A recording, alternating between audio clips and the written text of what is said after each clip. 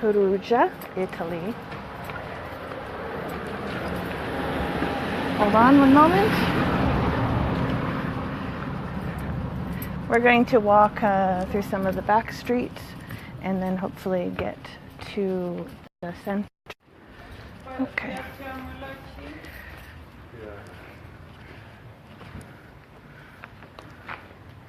Okay. So my name is Colina. I'm doing this broadcast in Perugia, Italy. And I am the business development manager for Hioffer. And the sun isn't too good right now. Let me get out of it. Oh, that's better. Okay, here we go.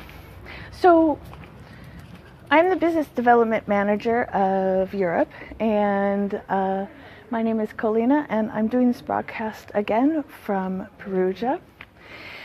So welcome, and thank you for joining us. Today we're going to talk about a few things, and one of the most important things when looking for a job is applying. So a little bit about Hioffer. We are a online recruitment company. So we recruit teachers and people who are interested in a job, teaching English as a second language. And we have a database of teachers. So any teacher that is proficient, advanced, and native that wants to teach English online or in China, we have a database that teachers can sign up and register with us to apply for jobs. So let's get out of the sun. Okay. So with Hioffer, our teachers can apply for jobs as English teachers. Now, something really exciting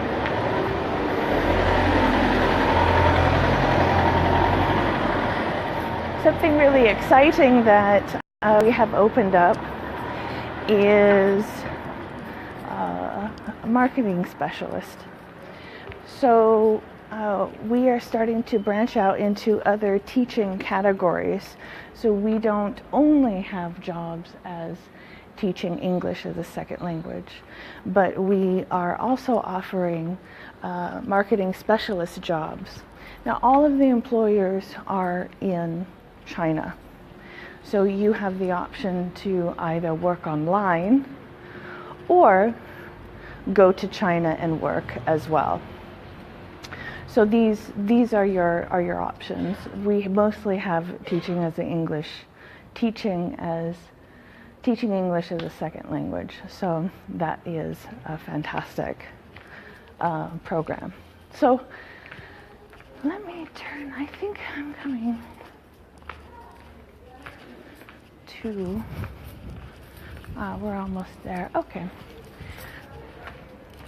So we still have some people that are probably not here, not logged on quite yet. It's still, it's very hot here. So it's like 39 degrees Celsius, which is about 102 degrees Fahrenheit. So it's getting quite warm here, and it's a beautiful place, but it's hot. So we'll walk up this hill, and then I will start talking about our application process and how to apply for a job. So I receive a lot of applications for ESL jobs, and as wonderful as that is, there is some good tips and tricks that I can give you to ensure that you have the best possible response. So recruiters get a lot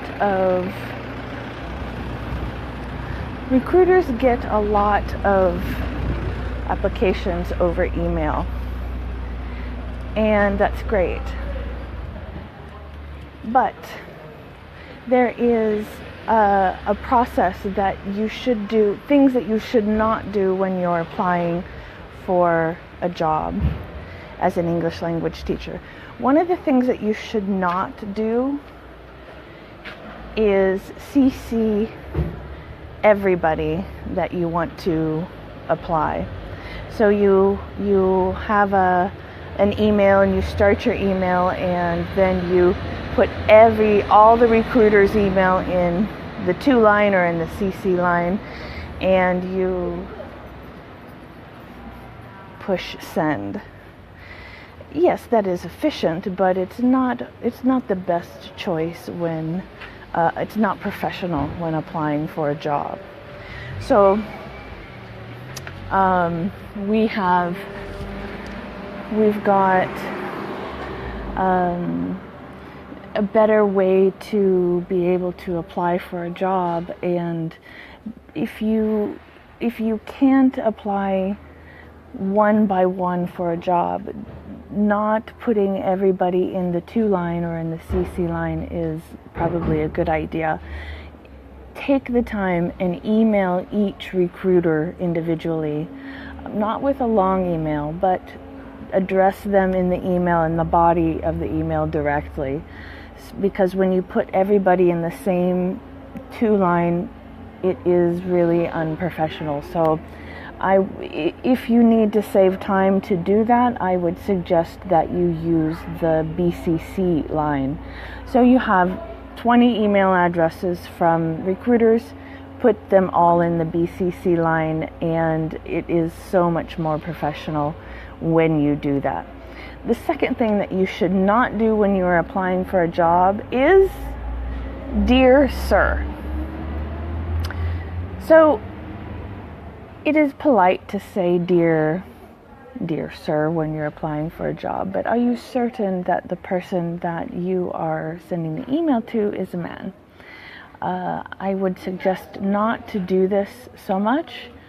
I would suggest to find the name of the person that you are applying for the job and direct that email to them specifically.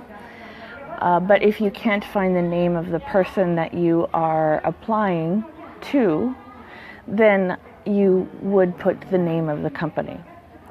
So, for example, if you are emailing me and you don't know my name, just say Dear Hioffer or Dear Hioffer Manager. It is much, much more professional to do that than it is to say Dear Sir.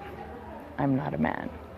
The third thing that you should not do is send me an email that the body is blank.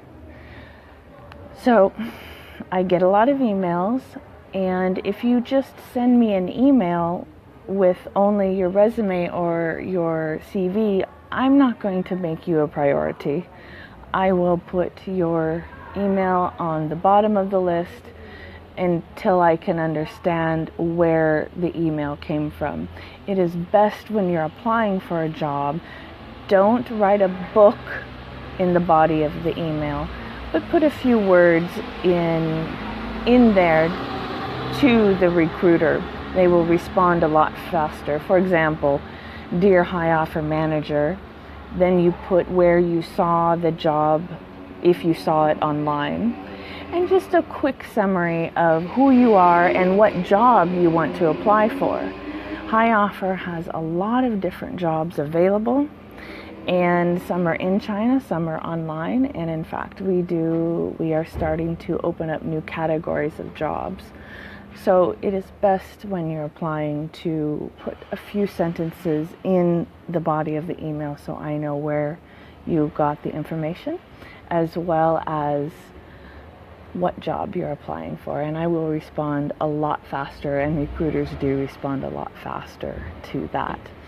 The third thing that you should not do when applying for a job, and this seems really obvious, but it is not. So when you're applying for a job, do not write in all lowercase characters.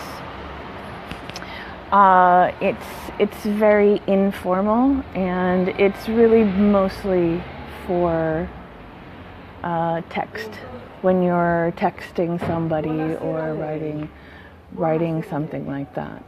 Using emojis also, don't do to your recruiter. Use a smiley face or a heart or something. It's not professional, and it doesn't look good.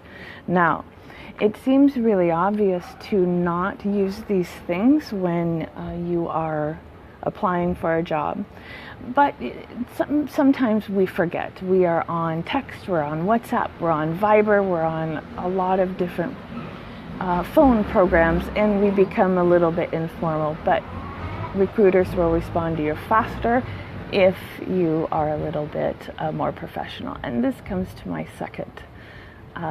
last tip, what not to do. You're applying for an English teacher job, and when you're doing this, if your English is not good and you apply and write to me in English that is not correct, or it's really, really wrong, whether you're a native speaker or not, it is really important to have correct grammar, capitalization. It's quite important. So we got the tips, what not to do when applying for a job. That's important. And we talked about a new company announcement. So we are looking at opening up a global marketing specialist job. So soon you'll have the opportunity to apply for the job, and that's really a cool feature for us. So you can apply for English teacher job or a marketing specialist job. So it's a good thing to have available. So we have some important things that we talked about out of the way, and it's summertime, so a lot of people are not at their computers watching their phones. So let's take a little tour of Perugia, and I'll talk a little bit about working abroad and moving to a different country. So let's start walking around, and we'll see what we can find.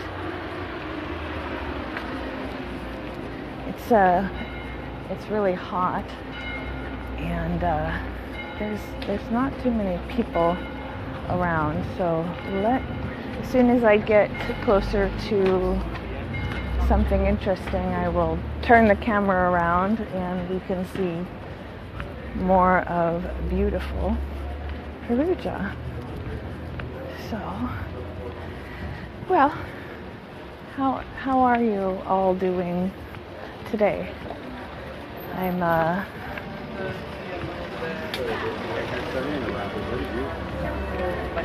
trying to battle the heat, and I was here a few weeks ago for the Perugia Jazz Festival, and there were a lot of people out and about. So I'm getting a little bit closer to the center, so I'll turn the camera around in a minute, and we will start talking about working abroad and moving abroad, and what are some of the things that you should prepare for when living in a different country. So let me turn the camera around, and you can see we're getting closer to the center of Perugia. And the city is beautiful, but it's on a hill, so everywhere you go is a hill. And if you like to walk around, it's good because you get really, really good exercise. Okay. Oy vey, it's hot. All right. So we're coming up to the center now, and I want to talk a little bit about how you need to prepare yourself to live in a different country. Here we go. Now you can see it a little better. It's beautiful, no? Okay. So I live and work in Italy now, and I've lived and worked in several different countries. In Germany, Lithuania, France, Spain. Also spent a significant amount of time in Lebanon, Brazil, Australia, and I'm from the United States, so I'm an American, and I'm now in Perugia. And living in a different country isn't always easy, but it's always interesting. I think one of the main things to have to go to a different country and live is the ability to be flexible. And I don't mean flexible like you have to do gymnastics, no. I mean, you need to have a little bit of patience and be flexible when you are communicating and learning about a country. You don't always have to learn the language fluently to be able to have a good experience living in a different country, but it certainly does help to be able to do a few things on your own. Now, if you are interested in moving to China, the language isn't so intuitive, meaning that you can't really make out what some of the words are when you are walking around. So if you are going to go to China to live and work, it is probably a good idea to find a job that will give you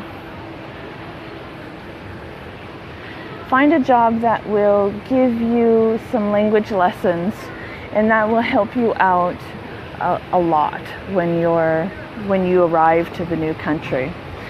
So I was saying that living and working in a different country isn't always easy, but if you do your homework, if you research the place that you want to go, it can be easier. So and sometimes you get, it's really difficult to be a long time. Maybe it's not difficult to be away from your home country, but just being in a foreign country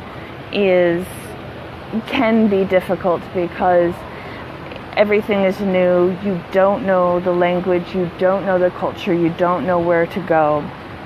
And so what happens is that your emotions and your life goes up and down. It's not so static. It's a little it can be, you have the feeling of being depressed sometimes or not. So when you're living in a different country, it's important to try to assimilate to that country. So, for example, you arrive in China or Italy or Spain, wherever, and start to walk around, learn the streets, learn where the pharmacy is, where the hospital is, where your favorite shops are. Just learn how to do the basic things, and when you need to go to those places, you can go. Now, if you don't know the language and you need to do something, this is what I do. So what I do is, if I need to go to the pharmacy, or if I need to do something that I don't know the language, what I will do is I will write down some key phrases. If you don't have a smartphone that has a translator, just find a library, try to get online, find a book, a translation book, and write down the questions or phrases that you want to say, things that you want to find out. And if they don't speak English, have them write what the answers are, and then you can translate them later, or you can find a friend that can help you with the translations later. So that has been one of the things that has helped me a lot when arriving at a new country and you need to do something. Get a piece of paper, write down what you want to say, practice saying it, and you can refer to it if you don't have a smartphone. So that's one thing that you can do to help yourself assimilate to a new country. Another thing that you can do is you can find expat groups of people from your same country. If you're an American and you go to China, you go to Italy, there are expat groups everywhere. You can find them on Facebook. You can find them. Internations.org is another organization. They have expat groups. If you're in a town that doesn't have one of these groups, maybe you can create one, or go online to find groups online with similar in the area with a similar background. So there are things that you can do to keep yourself from having too much of a culture shock. And there are places that you can go, and maybe even a big city that is close to you if you are not in an international city. Making friends, local friends, it can be a really good idea and very good for someone to assimilate more into the culture. So there are these things that you can do to help yourself when you move abroad, to keep yourself active. Now, sure, there's going to be times when you're really sad and you are in your apartment and you don't want to go anywhere. Yes, it happens. But keep yourself active. Keep yourself out and doing stuff. You can volunteer. You can go to activities. Go to a gym. Do things that you like to do, because these things really are everywhere, unless you're really in the backcountry of Mongolia. But do your homework of the country that you want to move to, and it'll make your life a lot simpler.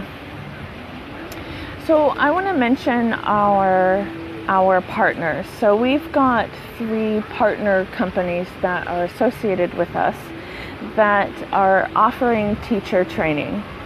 So if you are a university graduate and you want to be an English teacher, but you don't have the teaching certificate, we have 3 really cool partners that have